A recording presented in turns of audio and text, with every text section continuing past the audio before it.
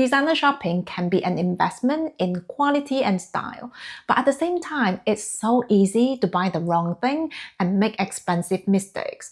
In this video, I'm going to walk you through some very common shopping mistakes and how to avoid them to save a lot of your time and money. Shopping mistake number 1 is buying for status, not personal style. Now, it's so easy to fall into the trap of wanting a certain designer piece just because it's a status symbol. One example I can think of is the Hermes Mini Kelly. At one point, I really wanted a Mini Kelly bag. Now, I knew from my research that this bag wouldn't be very practical for my lifestyle because it's so tiny, so it won't even fit my phone. But I wanted it because of the sentiment of exclusivity. What I mean is, this is a bag that you can only get with a purchase history. So even though it could hardly fit any of my essentials, I was still really tempted to own it. I'm very glad that I eventually came to my senses and decided to be honest with myself because at the end of the day, luxury items should enhance our personal style, not define or restrict it. This is why I don't think we should limit ourselves to only the very high-end luxury brands. In the past, I would only ever consider brands like Hermes, Chanel,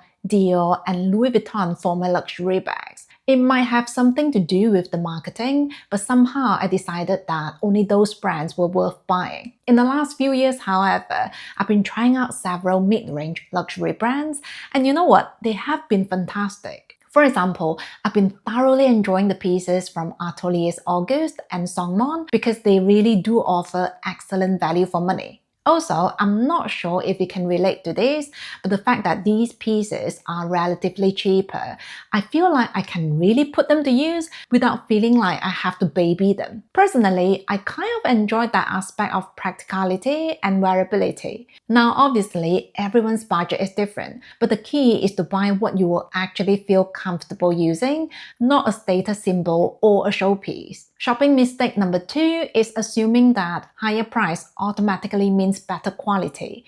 The reality is not all designer pieces are created equal, and sometimes we're paying more for the brand name rather than the actual quality. For example, just because a designer cotton t-shirt costs $600, it doesn't mean it's going to last much longer than your $100 t-shirt. Another example is designer costume jewelry. These pieces are typically made of silver and crystals, but because of the luxury branding, they sometimes cost more than certain fine jewelry pieces made of real diamonds and gold. So my suggestion is, instead of focusing on the price tag, we should pay more attention to things like the material quality, stitching, craftsmanship, and how the item feels in our hands. Shopping mistake number 3 is not sticking to a budget when buying luxury items. 2 weeks ago, I did a video about the tragic cases of Brendan Miller and Rakesh Kamal.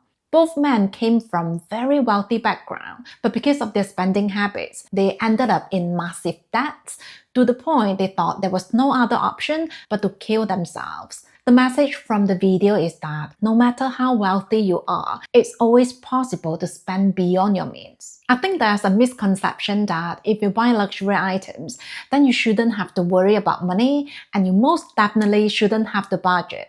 But let's be honest, even a multi-billion-dollar company has to work with budget. Setting a budget means you are spending with a plan, and that plan hopefully will put you in a better position in the future. Besides, being responsible with your spending means you can enjoy whatever you buy with no guilt or remorse. My recommendation is to set aside some money every month to invest in your financial future, and you can then live your life on the rest. This means paying for your basic expenses, well-being, personal growth, and the rest of the money is your shopping money. Shopping mistake number 4 is buying into trends too quickly. While it can be tempting to grab the latest it bag or the trend that's been blowing up on social media, trends come and go faster than you think. For example, a while ago, the logo mania trend was all the rage. For a while, we saw a lot of logo-heavy pieces from designer brands like Gucci, Louis Vuitton, and Fendi. In the last 2 years, however, consumers started to favor subtle luxury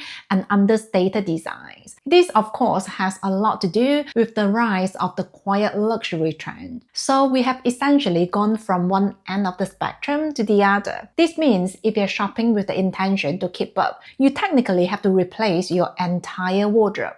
And I'm sure you agree that this is simply not sustainable for most people. I enjoy luxury bags, but over the years, we have seen so many bags come and go. For example, the Diorama bags, the Dior saddle bags, the Gucci Maman, and in my opinion, even the Chanel boy bags. So I highly recommend that you buy timeless pieces.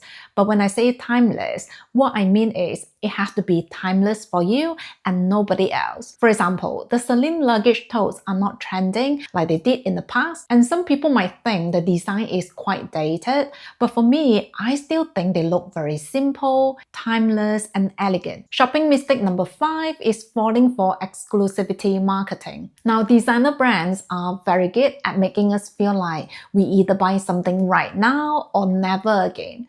I personally have bought quite a lot of things because of this exact fear of missing out. For example, I bought a Chanel boy bag that I honestly didn't even like that much, but I caved in because it was supposedly the last one in the country. I also bought a Celine nano bag in a red color because I was told that it would be impossible to see one in a black color. Not only that, the sales associate also said I was lucky to even see one in the store because these bags were selling out like no tomorrow. So as you can see, the fear of missing out can really cloud our judgment. The truth is, just because something is a limited edition, it doesn't mean it's the right fit for you or that it's worth the price tag. So before you fall for the exclusivity trap, ask yourself, do you really love the item or are you rushing because you feel pressured? Remember, scarcity doesn't always equal value. Shopping mistake number 6 is not checking the return policy before making a purchase. Now, it's not uncommon for luxury retailers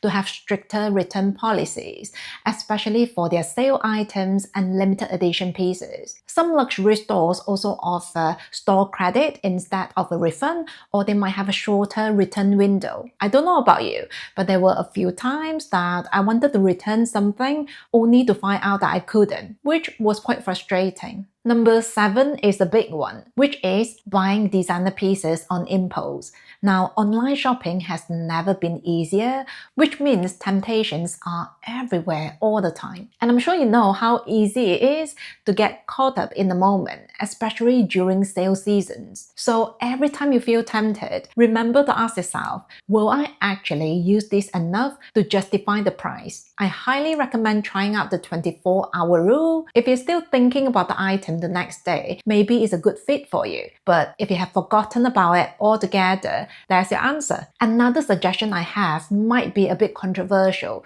but I don't recommend doing shopping on special occasions, especially if you don't have anything on your wish list. The way I see it, buying luxury items when you're in a very good mood is a bit like buying groceries when you're hungry, because in both cases, your feelings and your emotions could very potentially influence your shopping decisions. Now, I totally understand the appeal to mark a certain day with a special something. So if you do have something on your wish list, by all means, get it on your special day, but don't ever feel like you have to go out and look for something to buy just to make your day special. Mistake number 8 is ignoring cost per wear when you're doing your designer shopping. I don't know about you, but I personally don't like wearing high heels. In fact, I haven't been wearing them for many years. So for me, it just doesn't make sense to spend hundreds of dollars on designer high heels, no matter how gorgeous they might look. So when shopping for designer pieces, think long term. I think a very practical question to ask ourselves is, how often will I realistically use this item? For many of us, a classic and functional luxury handbag or a cozy cashmere jumper is something that we can use every day, which means it will give you a much lower cost per wear than, say, a very flashy evening dress that you will only wear once every 2 years, if that. For those of you who are building a curated wardrobe, it's always always a good idea to invest in something that you can easily integrate into your daily wardrobe, rather than something that you buy for your fantasy self or something that you only get to wear once in a while. So those are the designer shopping mistakes to avoid. I hope this video will help you make better and more intentional purchases that you enjoy for many years. After years of shopping, I now know that the best way to enjoy nice things is by respecting my budget, making careful purchases, thinking long-term, and establishing healthy boundaries, just so I'm not shopping at the expense of my financial future. Please let me know if you've made any of these mistakes and what you've learned from them. Let's get the conversation going, just so we can learn from each other. Thank you for being here. Take care, and I'll see you soon.